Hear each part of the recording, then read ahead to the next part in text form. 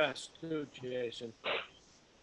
All right, we're broadcasting live on YouTube, and I'm just going to call the roll just so we have confirmation of our quorum.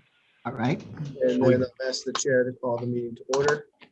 So it's March 17th, Wednesday, 10 a.m. I asked that we call this meeting in order, and Mark, please call the roll. Okay, Albany County, Willard Bruce, Here. Lucy McKnight, Here.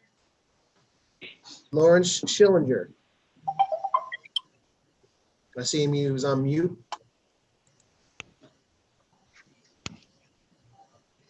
Here. Can you hear me? Yes, I can hear you. Oh, good. Good. Okay. All right, and Kristen Swinton. Here. All right, Rensselaer County, Scott Vendette. Judy Bressler, Here. Jim Shaughnessy.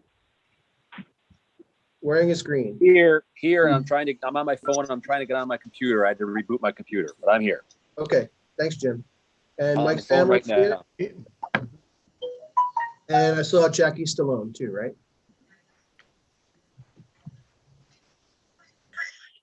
Yes, Jackie's here. All right, Saratoga County, Joe Grasso. Here. Opal Hins, Here. Jason Kemper, Here. Amy Standard, Here. Greg Warner. Here. All right. Albany and Saratoga have the gold star for full attendance today. All right. Sounds good. Schenectady County, Don Ackerman. I think I saw Don come in. I think Don is here. David Hogenkamp, I'm here. Gary Hughes, Present. Joe Landry, and Barbara Morrow. With that, quorum's confirmed. I'll turn it back over to the chair. Okay, thank you, everybody. Welcome. I'm hoping that soon, anyway, we get a chance to be face-to-face again and shake hands and do all the normal things that we used to do, if normality is something that we can look forward to. First thing on the agenda is to accept the minutes of the January 20th meeting, 2021. If everybody's had an opportunity to look at those, or if there's any questions on the minutes, now's the time to speak up. If not, I'll accept a motion to accept and a second to accept. And So moved. motion to accept, is there a second? Second. Motion made and second by Mr. Wagner. All in favor? Aye. Aye. So moved. Very good. We'll move from there to the financial restatements through February 28th. All right, Mark? just through for the first 2 months of the year. We've already billed the counties for their either quarterly contributions or biannual contributions. No other revenues are really reflected for the first 2 months. Our major revenues come in when we submit the first quarter billings at the end of March. So that's reflected in the revenues. The revenues are at 10%, expenses are at 16%. PAR is 16% through this time of the year.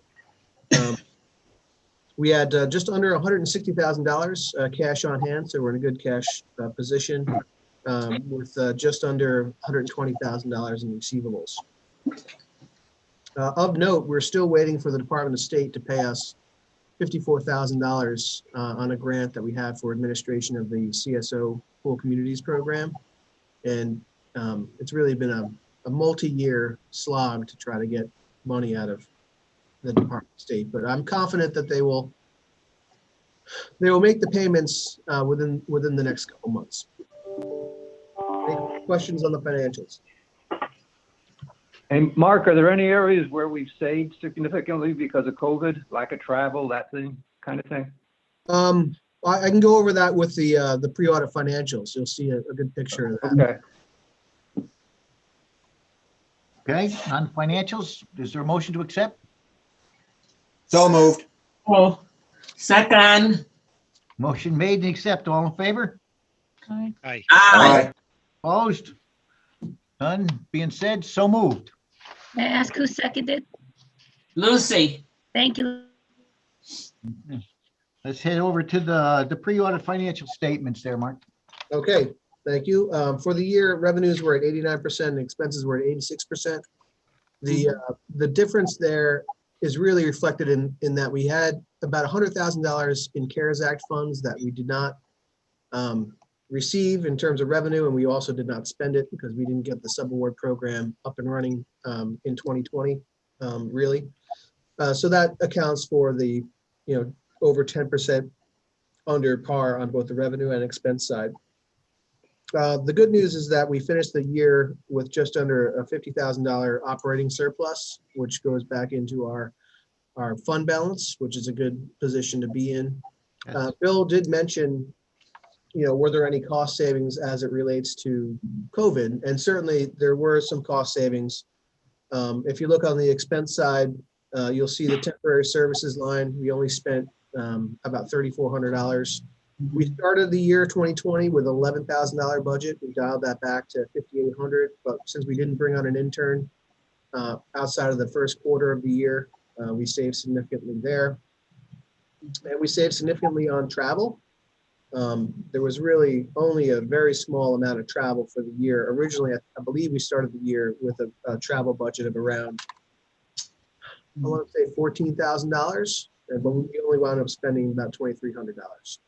So those are, I think, the two major areas where we saved a significant amount of money on that. Obviously we didn't have any meeting expenses. I apologize. I couldn't ship any Dunkin' Donuts or coffee to you all for these virtual meetings, but we saved a little bit there as well. Well, we'll make that up for a big breakfast the next time we get together. That's all. We'll cater it. Sounds good. Okay. Great. And the biggest savings out of it all is, we're over a year into this COVID and we're still all here. So thanks to that too. So Amen. amen. Amen Any to that. questions on the report? Mm. Motion moved by, I don't know who made that motion. Lucy? Okay. Yes. I'll second. Motion made and second. All in favor? Aye. Aye. Okay. So moved. All righty, let's move on to the staff report. Yes, the staff have been, very busy. The staff continue to work on a hybrid work schedule. Some staff reporting to the office, including myself and Amy, other staff working remotely, so that we keep the population in the building as low as possible. We'll keep these arrangements until the COVID rates decline substantially. I think it's continuing to be successful. Staff are able to access the office when needed, but able to access any of their files through our network server and other resources if they're working remotely. I do hope that we can get back together all in the same office within the next 4 or 5 months or so. CARES Act. I'm pleased to relay that we have executed MOUs that subaward $350,000. No, I'm sorry. $150,000 of our budgeted $200,000 allocation to economic development entities in the counties. We executed MOUs with the Albany County Alliance, a local development corporation, the Community Loan Fund, the Greater Capital of the Greater Capital Region, Rensselaer County, and Schenectady Metroplex. We're continuing to work with Rensselaer County to frame out their sub-allocation for their $50,000. We have announced, or we will be shortly sending out a press release, but I will give the board a preview here of our new economic recovery dashboard. And I'll just go on our website here and give you a quick peek at it. So this is also funded through CARES Act money. The purpose of this dashboard is to really paint a picture of the impacts of the COVID-19 pandemic and also to help map the recovery coming out of the pandemic. We've engaged a firm called eImpact, who was able to access some non-traditional data sources that provide a more real-time assessment of the situation and would otherwise be available using, for example, census data or other data sources. So I'll just share my screen really quickly so you can see that. So this is the dashboard that's currently housed on CDRPC's website. Each county has their own dashboard here, which has specific data related to their county. The embed code, this is an iframe, so the embed code has been distributed to the county economic development stakeholders so they can embed this dashboard on their own website. And just starting at the top, there's some hero statistics, just basically for the region, painting the picture of some common indicators: population, total employment, median household income, and gross regional product. These are the areas that are covered by the dashboard: regional mobility, small businesses, stimulus, and migration. This is just an orientation to the region. This is a significant chart. This shows the baseline jobs in 2015 compared to baseline jobs in 2020 and the change in jobs between those 2 years. So you can see retail trade obviously significantly impacted by the pandemic, in addition to accommodation and food service, educational services. This column, location quotient, LQ, if you're not familiar with it, shows, above 1, the region has a more, I would say, specialization in that industry than as compared to the national average. So that's what that means. So this is a handy dashboard to have for economic developers as they're looking to communicate the impact of specific economic sectors, and obviously arts and entertainment's there as well. Labor force participation. This shows, the percent of the population that's participating in the labor force. This is a cool data set. This is job posting trends, and this data is from MC. And this sort of aggregates online job postings and creates essentially an indicator of activity in the different sectors. So this is an aggregate, and this is just showing job postings in the same 30-day period in 2020 versus the same 30-day period in 2019, or I'm sorry, 2021. So you can see, 2020, this period had a higher job posting rate than the current rate. Job postings by industry. This shows the percent change in job postings, again, from that same 30-day period. So you can see what industries are tracking under their performance from this time last year versus over their performance. Unemployment claims. This is a 3-year chart. This obviously is painting the picture of unemployment claims spiking right after the pandemic started, and the rates sort of declining. The baseline is the lower line here, which is the 2019 unemployment claims, and this red line here is showing where we are in 2021 with initial unemployment claims. Unemployment claims by industry. The larger the gap between these two sectors, the more significant the unemployment claims from that sector are. So if you hover over these dots, you can see the amount of claims, the sum of unemployment claims, say for the accommodation and food service industry, is significant as compared to its baseline. So it changed, as an example, from 61,000 claims to 576,000 claims in 2020. And these are ordered in industry based on significant impacts. So this is basically a list of industries most impacted by the pandemic in our region. Unemployment rate by county. If you hover over these things, you can see the comparative unemployment rates from the state and each county in our region and the United States. Still, the unemployment rate is continuing to decline, but it's still not quite where we were before COVID hit. We got some data from the airport, so we thank Albany County Airport that shows passenger enplanements. Obviously, it appears at the advent of the pandemic and through the end of this year. A little bit of turbulence. Yeah, and cargo tonnage. So cargo tonnage also impacted, but not as significantly as passenger enplanements. This is a cool visualization. It shows daily traffic volume on some of the major corridors in the region. We secured this data from our partners at CDTC. The top one here is the Northway. You can see this big dip here during the pandemic, but the Northway travel is basically back up to where it was. The main takeaway for commuting across the board is that people's commuting time frame, where there's peak volume, has shifted. So peak volume for these corridors used to be between, say, 8 and 9 or 7:30 to 8:30.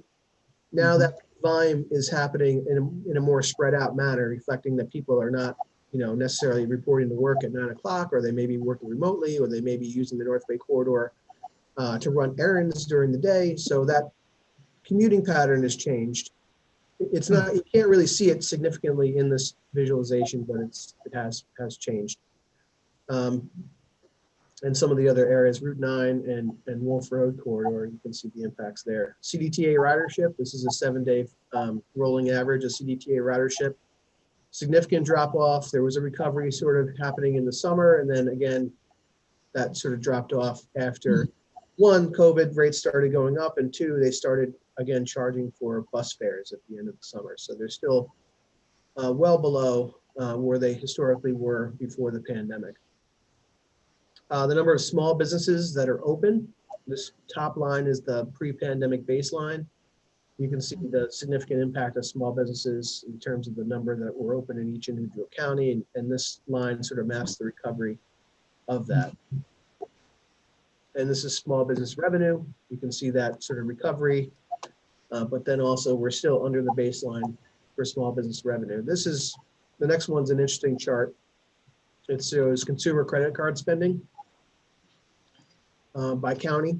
And you'll see the dip in credit card spending during the early days of the pandemic, but now we're in a situation at the end here, which is maybe concerning for folks, in that people are spending a lot on their credit cards. So does that mean people are going into debt at this stage in the pandemic? Does that mean people are running out of resources and floating their day-to-day expenses on their credit cards?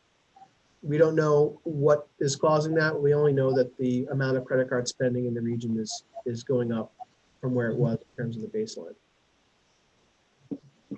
This is also another interesting visualization. This shows the address changes from New York City boroughs to capital region counties. So we got this data through a FOIL request from the United States Postal Service. So we asked the Postal Service, I think we had four FOIL requests to the Postal Service before we got something that we could use. Originally, we asked for zip codes, and then we finally settled on just counties. So we have data that shows, the number of address changes from, say, Bronx County to Albany County, Brooklyn to Albany County, Queens to Albany County. This is an aggregate from all New York City boroughs or counties into Albany or into the other counties. So you see a significant increase at the beginning of the pandemic of address changes into Albany County and into Saratoga County, less so for Schenectady and Rensselaer. But it's interesting to contemplate what that means for our region. Is there a significant increase in people that are making a new permanent home in the capital region? Does this reflect people just fleeing the pandemic for their vacation homes that may be in Albany County? But this is data that we're going to continue to request from the United States Postal Service, so we can track this to see whether it is in fact a trend or whether it was just a temporary blip related to people leaving New York City during the height of the pandemic. So we'll see about that. This is some data about the PPP loans. This is doesn't reflect the most current round of PPE, just the pre-existing round of PPE. This shows the amount of money loaned in each individual zip code. We're tracking bankruptcies, and we're also tracking, while it's not reflected in the dashboard, we may add it, evictions. So we've partnered with the 3rd and 4th judicial districts, and they are giving us spreadsheets that show the number of cases on their dockets for evictions and or bankruptcies. So the CDC's waiver, or at least requirement that sort of prevents evictions, is going to expire in a couple weeks. So we may see a raft of evictions happening, court actions. So we have the baseline data for the past couple months. So if we start to see that raft of cases happening in the court system, we'll start including that in this dashboard. But what's maybe counterintuitive in terms of this visualization is that total bankruptcies are down. We're down in 2020, and that probably reflects either the pandemic support or just less actions or less total volume of cases that they're able to move through the system. There is a significant backlog in the court system at the moment. This shows the bankruptcies by county. And that's the long and the short of it in terms of our new economic dashboard. Again, the dashboard was developed in consultation with county economic development stakeholders and others, but we are always certainly willing to entertain comments and improvements to the data that we include in the dashboard. think that's a rather interesting dashboard and gives a good outlook on where we stand and where we may be headed. So a lot of hard work in that. Now, who's keeping that up on a regular basis, Mark? So we are responsible for keeping and giving to the vendor certain data sets. So like the CDTC data or the CDTA ridership data, we'll get the data and we'll send that on to the vendor. But the lion's share of the data, either from MC or the US Census or other accessible locations, that comes with their service. So they created the dashboard, but they will also be in charge of updating the data as new data becomes available. And the engagement for this dashboard, we estimate to be roughly the same term as the CARES Act funding. So at least through the next 2 years, we'll use the CARES Act funding to fund the maintenance of this dashboard. If it's something that we find is extremely useful, we'll just continue the dashboard and we'll find a way to fund it in some other way. Very good. Any other questions for Mark? Hey, Mark, how about home prices and home sales, especially with that influx of people from downstate? Do you have data on that in the dashboard? We don't have it in the dashboard. We have access to it. And Josh has worked on some of that stuff. We have GCAR, the Capital Region Association of Realtors, produces quarterly reports that have a whole raft of that kind of data. What we've been seeing in the region related to home sales is that home sale prices are up a little bit and volumes up a little bit. But compared to the Mid-Hudson Valley, we're not seeing as extreme changes in the housing sector as they are down there. They're experiencing like a year-over-year 20% increase in housing prices. And the volume is just, I mean, they have a real shortage of available housing units. There are, multiple offers on houses. There are, bidding wars. In the Mid-Hudson Valley, That's happening here too. What was that? I think Bill said it's happening here too. Yeah, multiple bidding wars, multiple offers above asking price the first day. Well, yeah, I think we'll have Josh, because Josh was working on some data news stuff related to the housing and the migration stuff. And maybe we can add that data to our dashboard. I know we've had some challenges reaching out to GCAR to get permission to use their data in the past, but we'll do that again because it is a helpful data set, and we'll see how that complements the existing information that we have there. Very good. Anything else All right, on thanks. staff? I'm sorry, go ahead. Yeah, just a couple highlights. We're kicking off our spring webinar series today at 1 o'clock with a presentation on this dashboard that you've just seen, Capital Region Indicators, and some of the other data resources that CDRPC has to offer. The webinar series will continue through May 26th, providing Planning and Zoning Board members all the credits that they would need for training. We secured 5 sponsors this year. The fee for all the webinars is only $15, which is a good value. Under Regional Information and Data Systems, you see some of the data resources that we're putting out there. There's a great visualization that Josh created called By the Numbers that shows, that was featured in our last data news, that shows the sort of recovery in regional sales tax revenues. There was a lot of information out there and concern among local government officials that sales tax would be significantly impacted, but you'll see through the analysis there that the sales tax revenues really rebounded in the second half of the year. Not quite to baseline levels, but not too bad.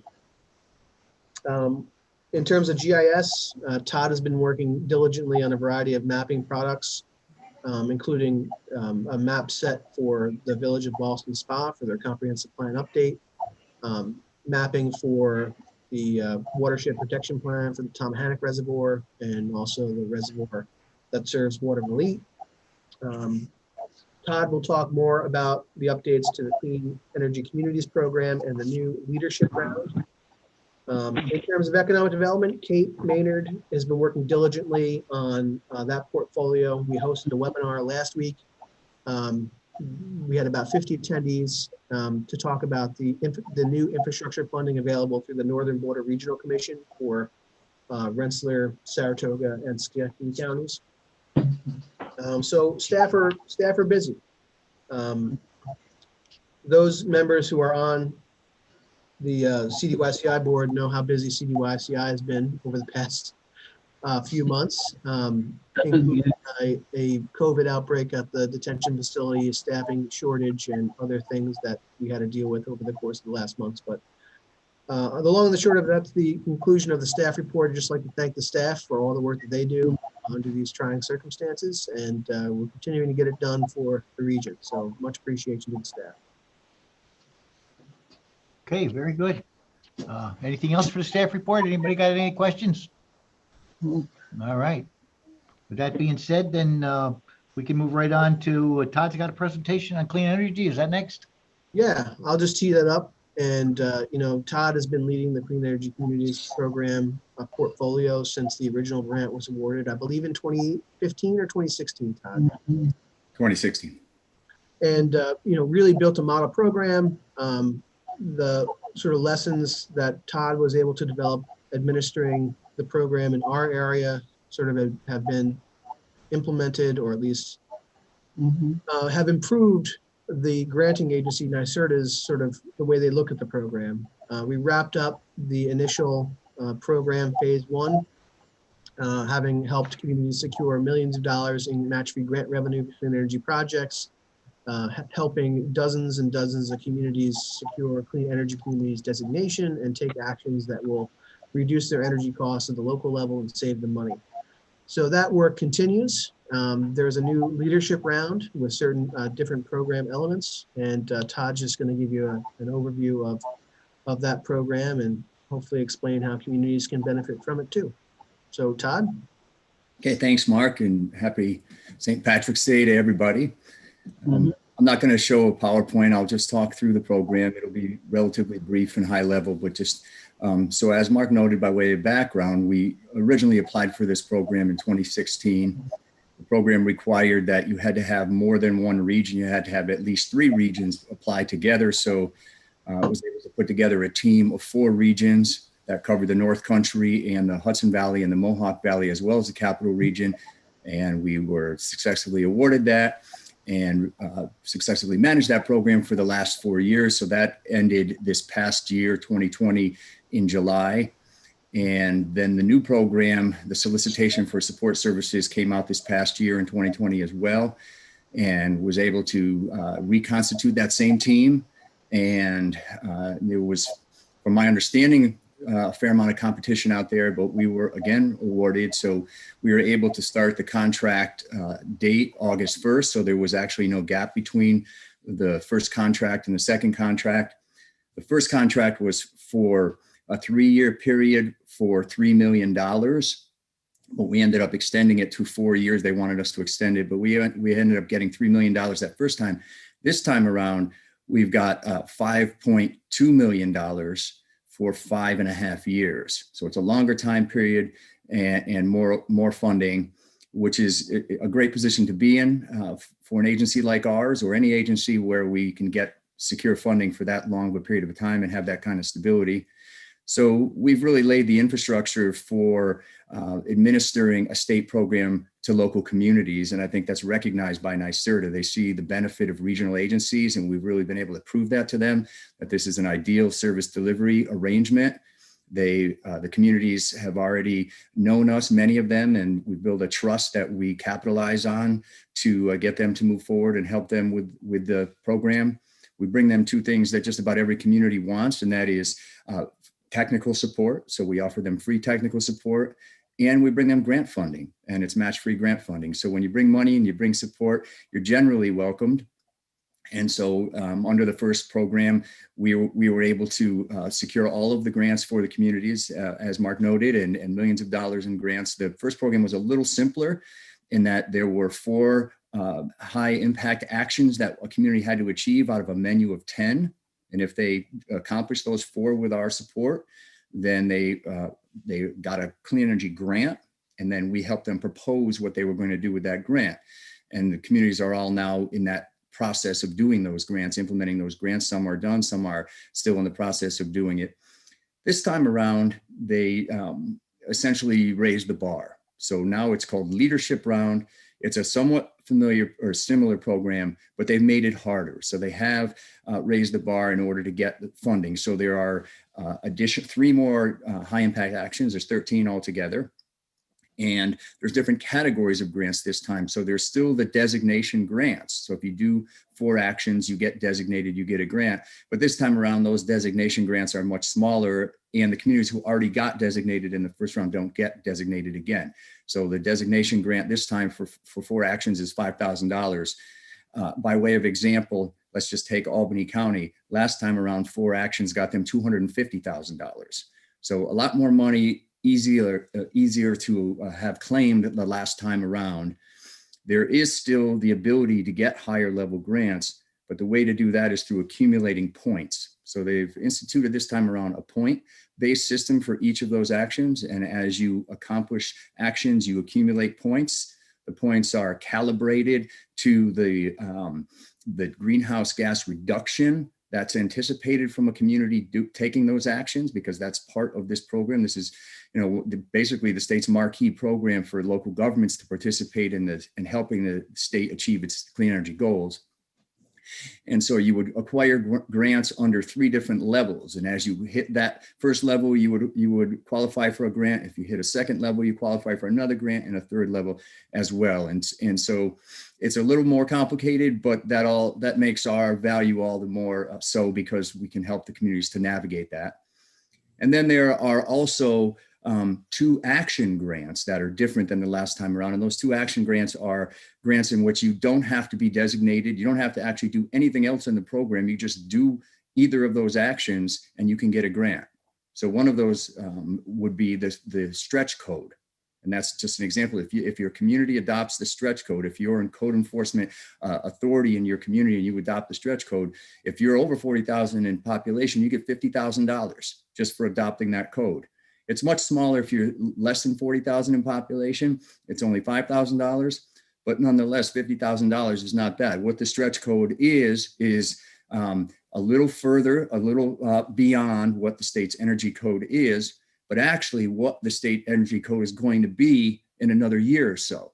So all those communities have to do to just be a year or so out front of what they're going to have to do anyway is adopt that code now. And again, if you're over 40,000 in population, that's a $50,000 standalone grant. The other action grants are for campaigns in which you promote certain things like community solar or clean heating and cooling technologies or electric vehicles as 3 examples. And we have separately our clean heating and cooling campaign that blankets the whole 8-county region. So we've already set the table then for any community in this region that wants to participate in a local micro campaign by basically joining onto our campaign. They fill out a scoping document that NYSERDA has to approve. And then if they get a certain number of installs based on the size of the community, they can qualify for a standalone grant and simultaneously accumulate points. And they can do so through our campaign. So we already have vetted contractors. We already have an online sign-up portal. So that's a benefit to the communities as well.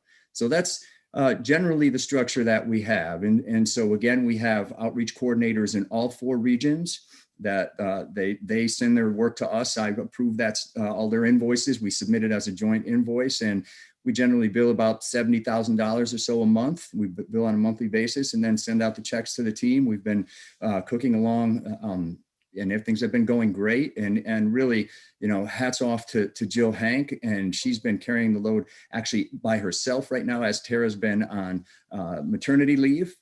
And then there's going to be some payback up and coming, because Tara will be back in several weeks, and then at the end of April, Jill will be leaving for 3 months, and then they'll take care of each other, and then finally in August we'll have the full team back, and we'll have the double barrel gun going at it. But everything's teed up really well, and so if any of you have not spoken to Jill yet, and is in terms of your own community, and I know she's talked to a whole number of communities. We had a couple kickoff webinars, and we had 100 community participants, and then immediately a big rush in order to connect with us.